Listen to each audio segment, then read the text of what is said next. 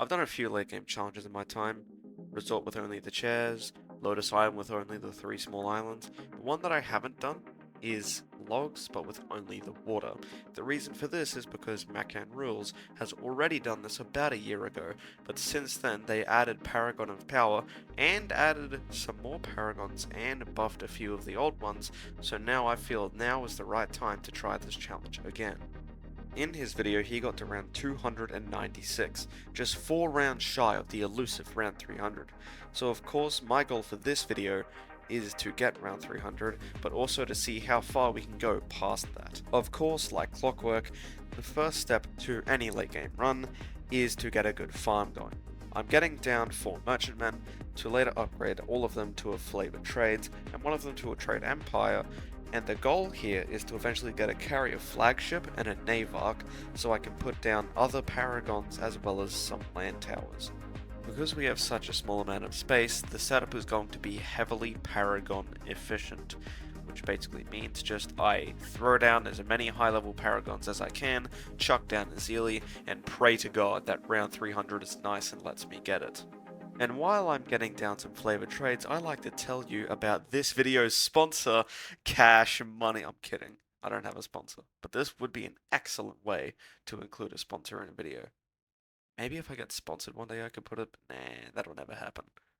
Who wants to sponsor me? Self-pity aside, we're getting down the Trade Empire because it'll allow all boats within its radius, or at least all bottom path boats, to do twice as much damage, which means we can survive Moabs, survive BFBs, survive round 63, and hopefully all of this will be enough to get the carrier flagship, where our farming will really take off.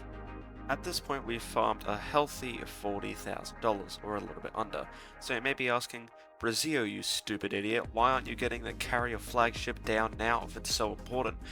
Well, dear viewer, the reason is because if I get the carrier flagship down now, there will be one flavor trades that could have been making the money.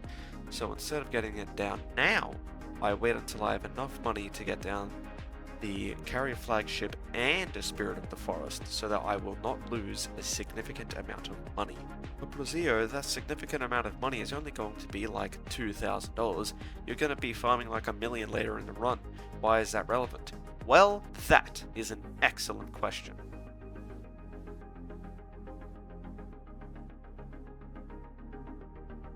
We now have down our final farming setup, at least for now.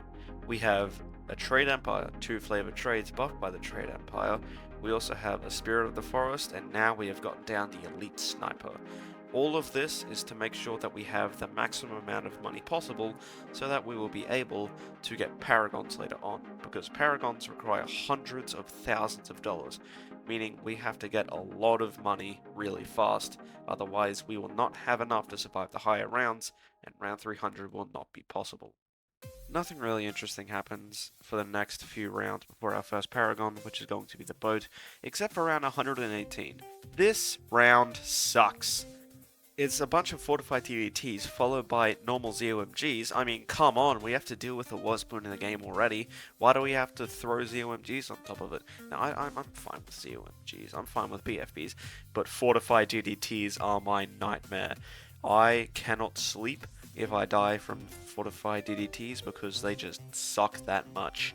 So as you can see, I traded my 2 flavored trades for 2 boats, or at least a Pirate Lord and a submarine before, and now I'm getting tiers for my first Paragon, which should be degree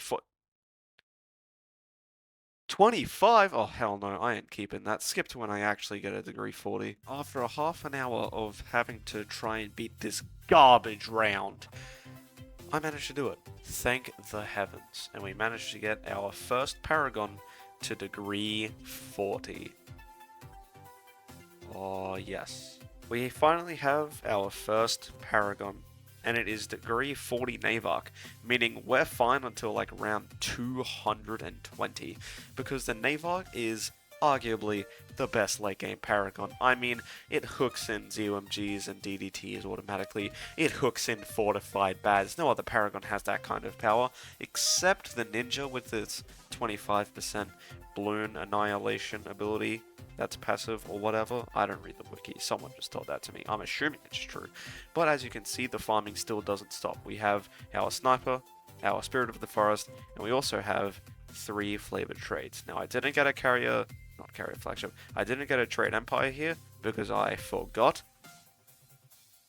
I guess that's karma for doing this on easy mode.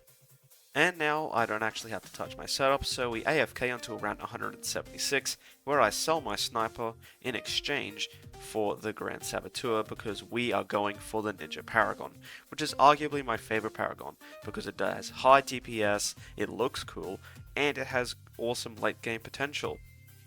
So I just click the Grand Saboteur's ability a few hundred times until round 199, where I finally gain enough pops to make my Ascended Shadow degree 64.